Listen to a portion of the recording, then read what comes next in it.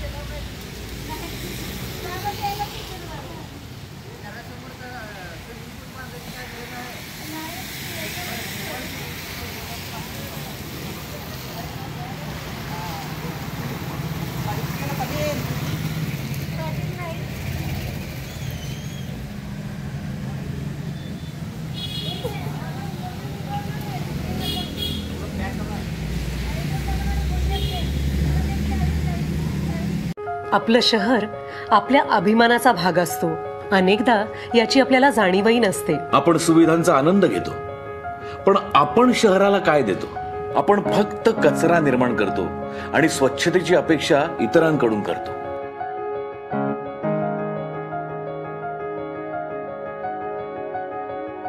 आपण आपल्या स्वतःच्या घरात असंच वागतो का? नाही ना. आपण आजपासून आपल्या शहराला आपलं स्वतःचं घर मानूया. स्वच्छतेची सवय लावून घेऊया. शासनाला सहकार्य करूया. रस्त्यावर कुठेही कचरा फेकण्याची, पान तंबाखू खाऊन थुंकण्याची, आपल्या लाडक्या पाळीव प्राणी मित्रांना उघड्यावर कुठेही शूशी करवण्याची वाईट सवय मोडूया. एक चांगली सवय आरोग्याबरोबर शहरही स्वच्छ राखेल. चला करू नवी सुरुवात. अस्वच्छतेवर करू मात.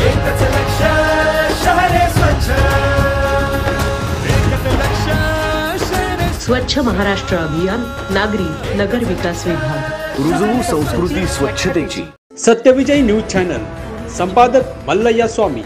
या चॅनलला लाईक करा, शेअर करा, सबस्क्राईब करा.